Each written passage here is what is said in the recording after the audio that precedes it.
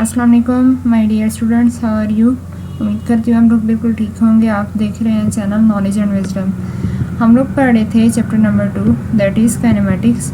और जो है वो हमने सबसे पहले डिस्कस किया कि काइनेमेटिक्स होता क्या है। फिर हमने देखा कि काइनेमेटिक्स में हम लोग स्टडी किस चीज़ को करते हैं। तो हमने ये बात की थी कि हम इसमें स्टडी करते हैं ओनली कि बॉडी जो है वो कब रेस्ट पे होती है और कब बॉडी मोशन में होती है।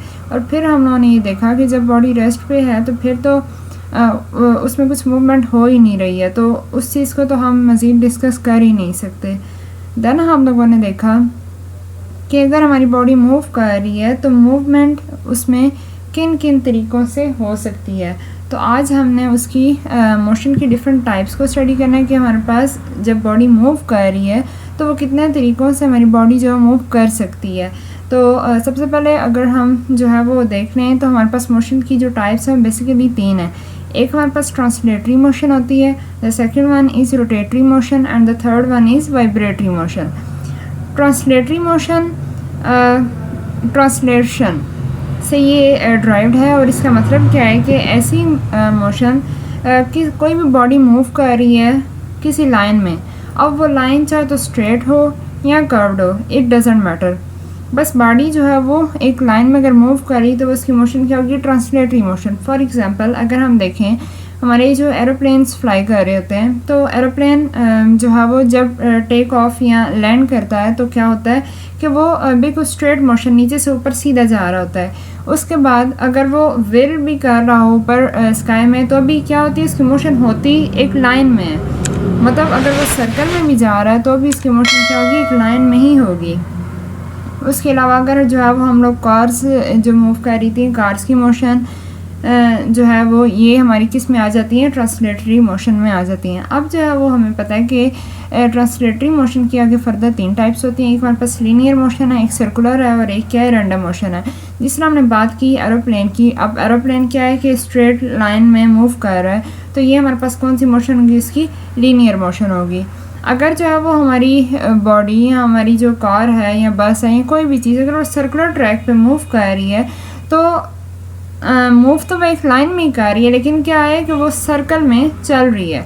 तो वो जो मोशन होगी उसकी किसी भी बॉडी की वो मोशन जो कि एक सर्कल में जब वो मूव कर रही है तो that motion is called circular motion.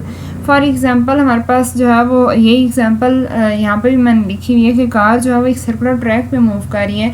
या फिर हमारे पास जो बेस्ट एग्ज़ाम्पल है वो कि हमारी जो अर्थ है वो रिवॉल्व कर रही है अराउंड द सन। अर्थ जो है वो सूरज के गिर्द घूम रही है तो ये इसकी क्या है, सर्कुलर मोशन है। एंड इसकी जो थर्ड टाइप है that is called the random motion. Random motion अब जो है वो रैंडम मोशन किसी भी बॉडी की जो इर्रेगुलर मोशन होती है, लाइक होती एक लाइन में ही है लेकिन वो कोई ख़ास पैटर्न नहीं बनाती। जिस तरह हम लोग बात करते हैं कि बॉडी की मोशन स्ट्रेट लाइन में या कर्व्ड है, ये तो 2 होगी जो है वो एक लाइन में चलने की। अब एक और ये हो सकता है कि एक बॉडी जो जिग-जैग में मूव कर रही है, जिस तरह हमारे पास बीज होती हैं। अब बीज किसी पैटर्न को फॉलो नहीं कर रही होती हैं बल्कि वो आगे पीछे जैसे चाहे उड़ रही होती हैं।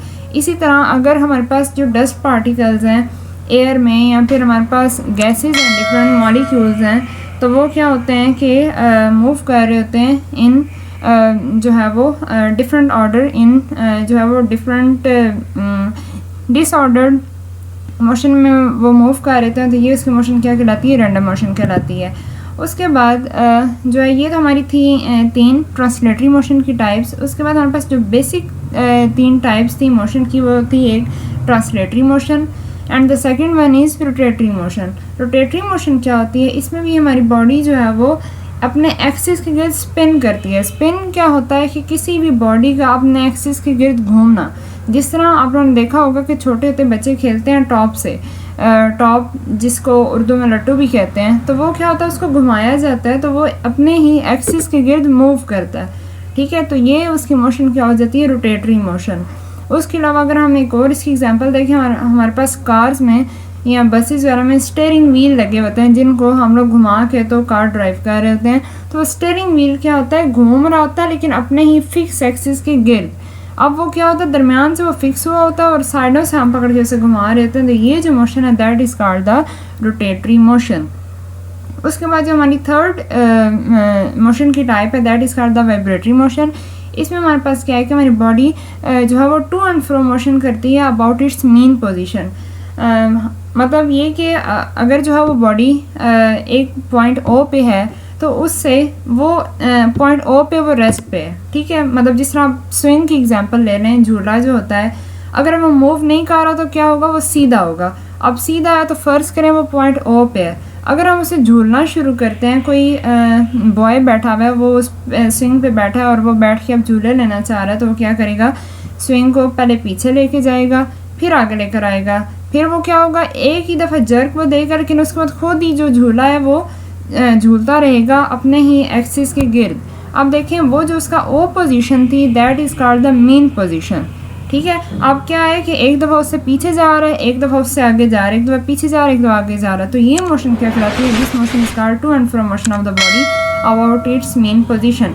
इसमें ये एग्जांपल है मोशन ऑफ द स्विंग, और उसके अलावा मोशन ऑफ द पेंडुलम। जिस तरह हमारे पास ये क्लॉक्स होते हैं बड़े बड़े, उनके नीचे आपने देखा होगा कि एक वो लगा हुआ होता है पेंडुलम टाइप, धागे के साथ एक बॉल सा बंधा हुआ होता है और वो मूव करता है अपने ही एक्सिस के गिर्द। मतलब उसकी भी एग्जांपल ये है कि वो जब रेस्ट पे होगा तो वो सीधा स्ट्रेट होगा, मेन पोजीशन पे होगा। जब वो पता है जब 12 बजते हैं या उसमें तो वो क्या होता है, वो रोटेट करना शुरू कर देता है, मूव करना शुरू कर देता है, टू एंड फ्रो उसकी मोशन होती है। तो ये हमारे पास मोशन क्या है, वाइब्रेटरी मोशन है।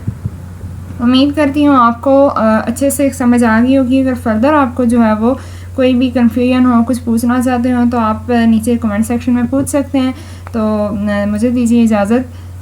नॉलेज एंड विजडम इस चैनल को लाइक करें, शेयर करें, सब्सक्राइब करें और बहुत सी अच्छी वीडियोस के लिए। और मैं मज़ीद ट्राई करूँगी कि आपको फर्दर अच्छे से अच्छा जो है वो समझा सकूँ। Thank you.